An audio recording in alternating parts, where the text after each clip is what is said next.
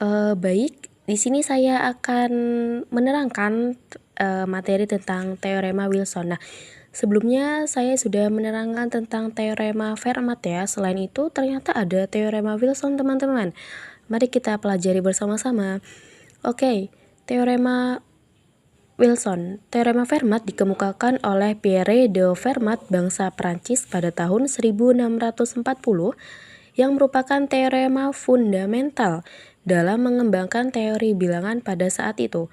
Teorema yang terkenal pula dengan teorema Wilson yang pertama kali dipublikasikan oleh Edward Turing 1770 tanpa mencantumkan buktinya.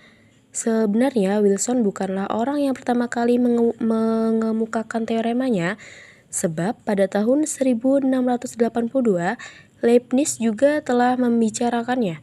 Bukti teorema Wilson pertama kali diberikan oleh Lagrange pada tahun 1771 dan menanamkan teoremanya dengan sebutan teorema Wilson.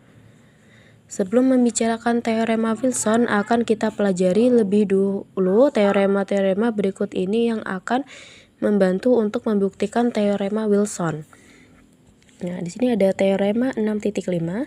Jika P suatu bilangan prima, maka kekongruenan X pangkat 2 kongruen 1 modulo P mempunyai tepat dua solusi, yaitu 1 dan P-1.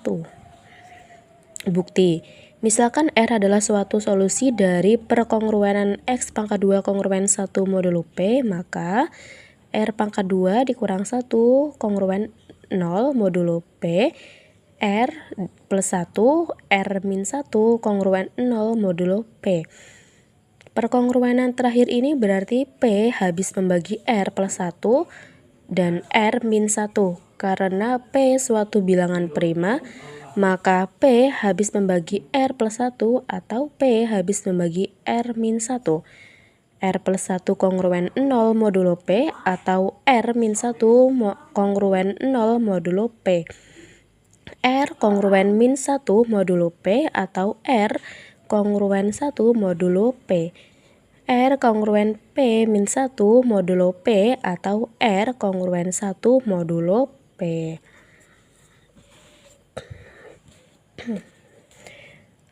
Karena R suatu solusi dari perkongruenan X pangkat 2 kongruen 1 modulo P, maka R adalah residu terkecil modulo P. Jadi, 1 dan P-1 adalah solusi dari X pangkat 2 kongruen 1 modulo P. Bukti lain yang lebih mudah. Nah, apabila P-1 dan 1 masing-masing disubstitusi pada X dalam perkongruenan X pangkat 2 kongruen 1 modulo P, maka selesaikanlah perkongruenan berikut ini. Yang pertama, X pangkat 2 kongruen 1 modulo 7. Yang kedua, X pangkat 2 kongruen 24 modulo 23. Perhatikan himpunan residu terkecil modulo 7 selain 0, yaitu T sama dengan 1, 2, 3, 4, 5, dan 6.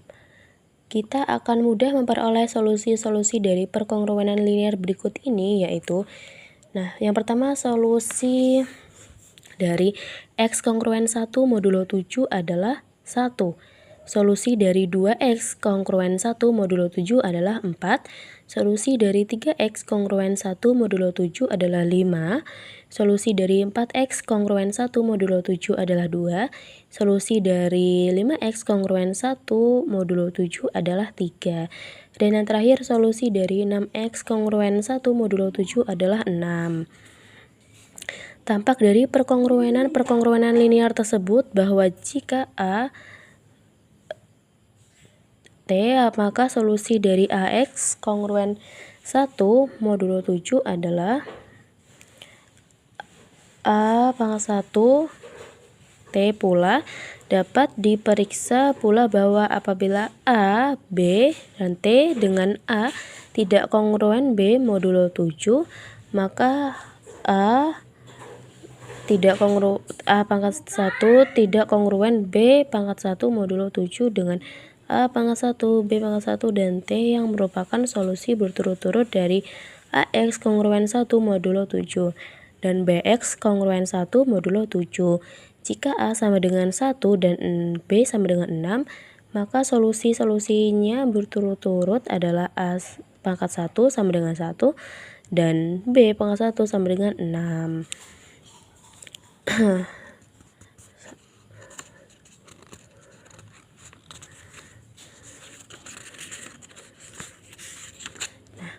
Sekian dari saya, kurang lebihnya saya minta maaf. Wassalamualaikum warahmatullahi wabarakatuh.